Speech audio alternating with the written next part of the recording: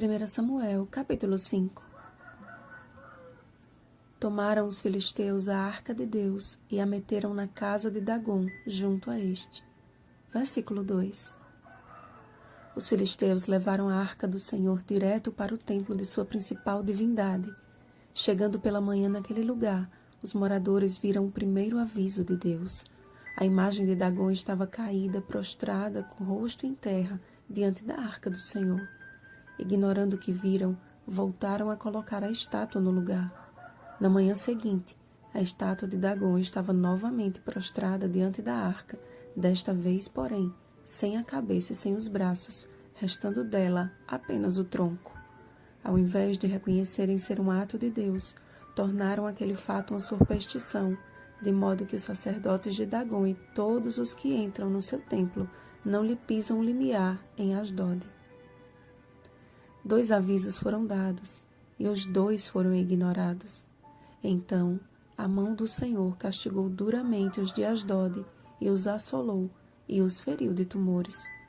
Levaram-na, pois, a arca do Senhor a Gate, e depois de cidade em cidade. Em Gate, a mão do Senhor foi contra aquela cidade com muito grande terror. Em Ecrom, exclamaram: transportaram até nós a arca do Deus de Israel para nos matarem. De cidade em cidade, Deus mostrava o seu poder e se deu a conhecer àquela gente por conta própria, já que Israel havia falhado como seu representante na terra. De forma que, reunindo-se todos os príncipes dos filisteus, chegaram à conclusão de que deveriam devolver a arca do Senhor ao seu lugar de origem, pois grande castigo lhe sobreveio, e o clamor da cidade subiu até ao céu. As demais nações deveriam reconhecer o Deus de Israel pelo testemunho de Israel. Mas os filhos de Israel deixaram contaminar-se com os costumes pagãos, dando as costas à vontade de Deus. Dentro da Arca da Aliança estava a lei moral de Deus, a manifestação de seu caráter, os 10 mandamentos. No primeiro mandamento está escrito: não terás outros deuses diante de mim. Êxodo capítulo 20, versículo 3. Lá estava, pois, a arca de Deus com os mandamentos do Senhor, dentro de um templo pagão, junto a um Deus fajuto. Percebam que Deus não começou afligindo o povo com sua mão, e sim deixando claro que só a ele deveriam prestar culto. Mas os filisteus não estavam dispostos a compreender o que se passou ali.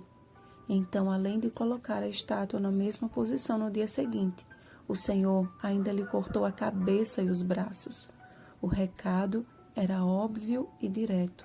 O Deus ao qual vocês servem nem tem poder, cabeça, nem tampouco nele há força alguma, braços.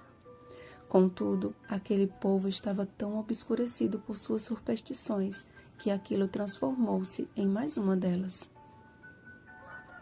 E vieram os tumores, morte e aflição. Só assim entenderam que não pode haver comunhão entre o santo e o profano.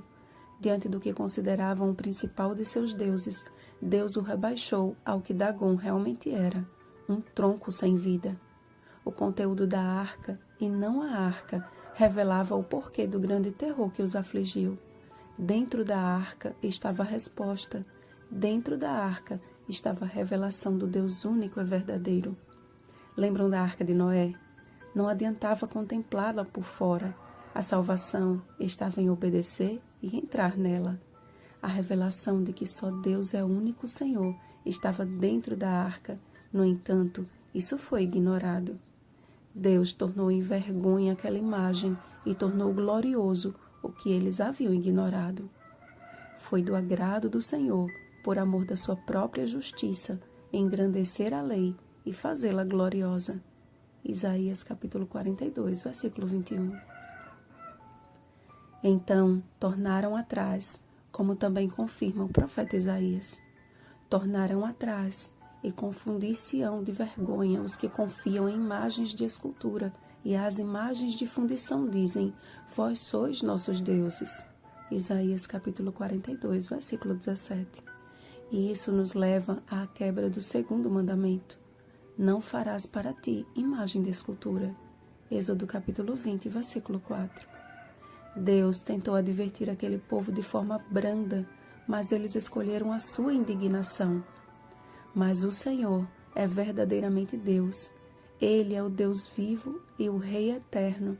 Do seu furor treme a terra, e as nações não podem suportar a sua indignação. Jeremias capítulo 10, versículo 10.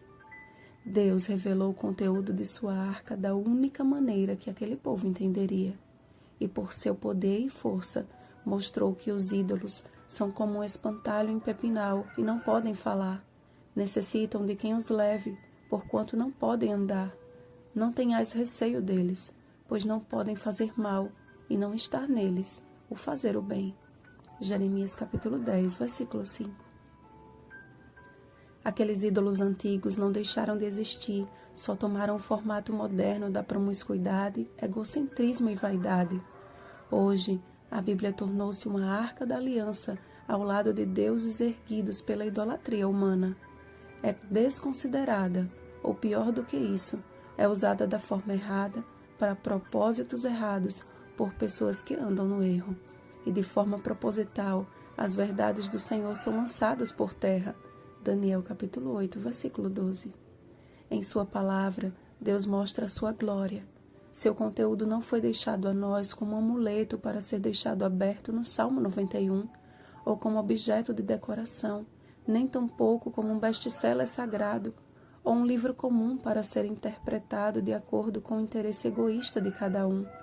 A Bíblia é a palavra de Deus, é a voz do Criador, é alimento diário, é fonte de vida, é a verdade, é a espada do Espírito. Efésios capítulo 6, versículo 17. Não se pode esquadrinhar o entendimento do Senhor, amados. Isaías capítulo 40, versículo 28. Mas tudo o que precisamos saber e viver está na Bíblia, e é por meio do está escrito que seremos vencedores, assim como Cristo o foi no deserto da tentação. Mateus capítulo 4. Nenhum Dagom deste mundo tenebroso resistirá àqueles que por palavra e por exemplo revelam o caráter de Cristo. 2 Coríntios capítulo 3, versículo 2. Então, todos contemplarão num só povo os que guardam os mandamentos de Deus e têm o testemunho de Jesus. Apocalipse capítulo 12, versículo 17. O reflexo do próprio Deus a exclamar: Eu sou Deus e não há outro. Eu sou Deus e não há outro semelhante a mim. Isaías capítulo 46, versículo 9. Vigiemos e oremos. Bom dia, povo de propriedade exclusiva de Deus. Rosana Garcia Barros.